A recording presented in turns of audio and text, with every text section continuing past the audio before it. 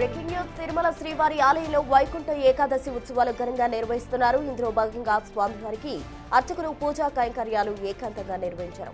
అర్ధరాత్రి 1:30 నిమిషాలకు వైకుంఠ ద్వారాలు తెరుచుకున్నాయి. మొదట వీఐపీలు ఉదయం 6 గంటల నుంచి సామాన్యులకు వైకుంఠ ద్వార దర్శనం టీటీడీ ప్రారంభించింది.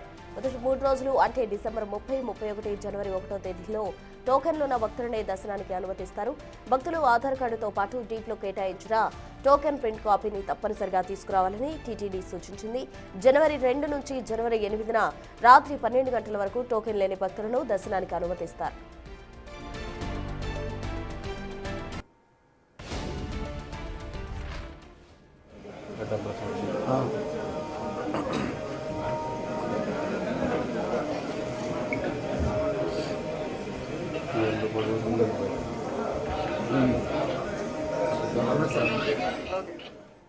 మంగళవారం తెల్లవారుజామున 1 గంట నుంచి ఉదయం 11 గంటల వరకు టైమ్ స్లాట్ టోకెన్ పొందిన వారిని కృష్ణతేజ ప్రవేశ మార్గం నుంచి ఉదయం 11 గంటల నుంచి సాయంత్రం 5 గంటల స్లాట్లోని ఉన్నవారికి ఏటీజీహెచ్ నుంచి అనుమతిస్తారు.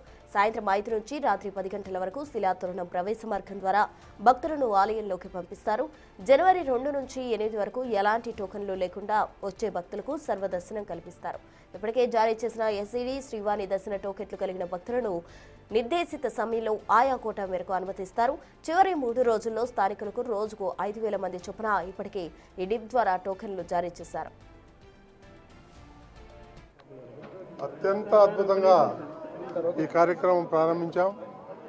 ఎందుకంటే ఎటువంటి ఆటుపోటులు లేకుండా చాలా పీస్ఫుల్గా దర్శనాలు జరుగుతున్నాయి.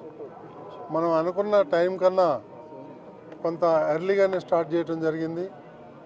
ఎలాంటి ఇబ్బందులు లేవు. అన్ని రకాలు కూడా మన అధికారులు ఎవరైతే ఉన్నారో వాళ్ళందరూ కూడా కట్టుదిట్టమైనటువంటి ఏర్పాట్లు చేయడం జరిగింది. చాలా బ్రహ్మాండంగా దర్శనాలు చేసుకుంటున్నారు. అందరూ కూడా భక్తులను అడిగితే వాళ్ళందరూ కూడా చాలా ఆనందం వ్యక్తం చేస్తున్నారు. కాబట్టి ఎలాంటి ఇబ్బందులు లేకుండా ఈ కార్యక్రమం సాఫీగా జరుగుతుంది. ఇంకో 1.5 అవర్లో వీఐపీలు దర్శనాలు అయిపోతాయి. ఆ తర్వాత టోకన్లు ఎవరైతే ఉన్నారో వాళ్ళందరూ కూడా ప్రారంభించి నిర్విరామంగా 10-12 గంటల సేపు దర్శనాలు చేసుకోవటానికి వీలవుతుంది. ఓం నమో వెంకటేశ్.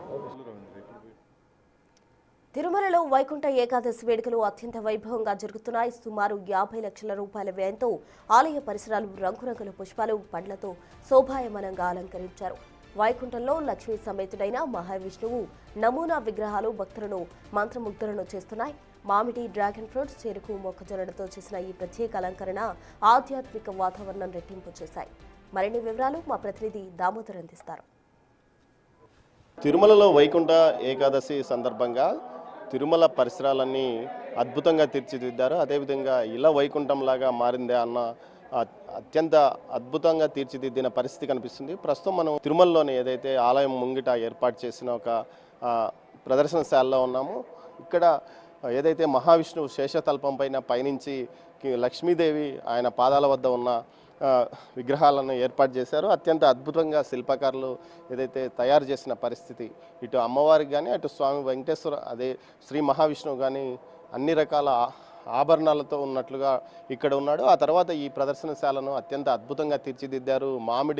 మామిడికాయలతో పాటు డ్రాగన్ ఫ్రూట్స్, అదేవిధంగా ఏదైతే మొక్కజొన్న కండీలు, వీటితో పాటు పెయింటింగ్ వేసిన టెంకాయలను కూడా పెట్టారు. అదేవిధంగా చెరుకు గడలతో స్తంభాలను తీర్చిదిద్దిన పరిస్థితి ఎక్కడ చూసినా అత్యంత అద్భుతంగా తీర్చిదిద్దారు. వీటితో పాటు ఒక్కలను కూడా ఏదైతే పచ్చి ఒక్కలను కూడా అక్కడ స్వాగత ద్వారాలుగా కట్టిన పరిస్థితి చూస్తే ఏదైతే మనం ఒక అద్భుతమైన ప్రపంచంలోకి వచ్చామా అన్నట్లు కూడా ఉంటుంది. దీంతో పాటు ఏదైతే ఈ ఆలయ నమూనాలో ఇటు స్వామివారి దశావతారాలను కూడా తీర్చిదిద్దారు. వరుసగా మనం ఇటువైపు నుంచి చూస్తే ఓవైపు ఇటు చూసిన ఫలాలు, వృక్షాలు ఇటు కనిపించేటట్లు విధంగా ఉన్నాయి. అదేవిధంగా జయ విజయులు కూడా ముందు వైపు ఉన్నారు. దీంతోపాటు ఇక్కడ ఆహ్లాదకరమైన ఒక గార్డెనింగ్ లాగా వివిధ రకాల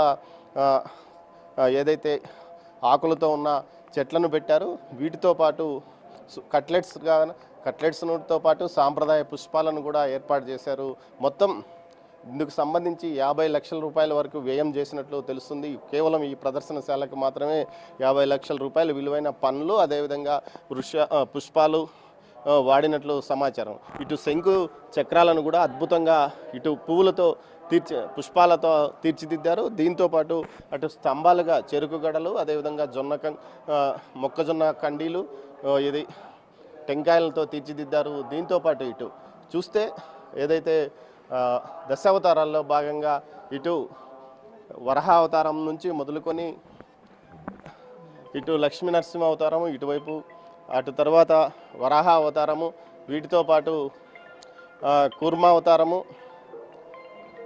అవతారంతో పాటు మత్స్యావతారంతో పాటు ఏదైతే మహా అవతారాల్లో భాగంగా ఇటు వరహ అవతారాన్ని కూడా ఇక్కడ తీర్చిదిద్దిన పరిస్థితి. దీంతోపాటు అమ్మవారిని ఇది బలరాముడి అవతారంగా కూడా ఇక్కడ ఒక విగ్రహాన్ని ఏర్పాటు చేశారు. దీంతోపాటు కృష్ణావతారము, ఈ విధంగా దశావతారాల్లోనే అన్ని అవతారాలను చిత్రీకరిస్తూ ఏర్పాటు చేశారు. ఇటు చూస్తే మనకు ఇటు కృష్ణావతారంలో ఉన్న విష్ణుమూర్తి, అదేవిధంగా ఇటు రామావతారంలోను, ఇటు పరశురాముడుగాను,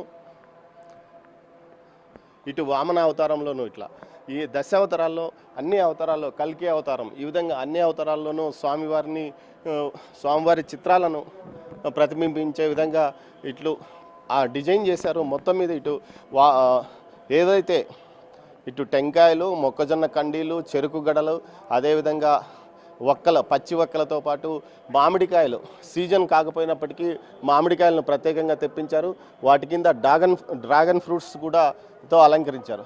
ముఖ్యంగా వీటిని చూస్తే ఒక అద్భుతమైన లోకంలోకి మనం వచ్చామా, ఇలా వైకుంఠమే ఈ విధంగా ఉంటుందా అన్న విధంగా ఇక్కడ ఏదైతే డిజైనర్స్ ఒక వారం రోజుల నుంచి కష్టపడి దీన్ని డిజైన్ చేశారని చెప్పవచ్చు. మొత్తం మీద ఇందుకోసం ఏదైతే టీటీడీ గార్డెనింగ్ విభాగం పూర్తి స్థాయిలో శ్రమపడి దాతల ద్వారా వీటిని సేకరించి వీటిని తయారు చేసిందని చెప్పవచ్చు. మొత్తం మీద అత్యద్భుతంగా ఇక్కడ వీటిని తీర్చిదిద్దారు.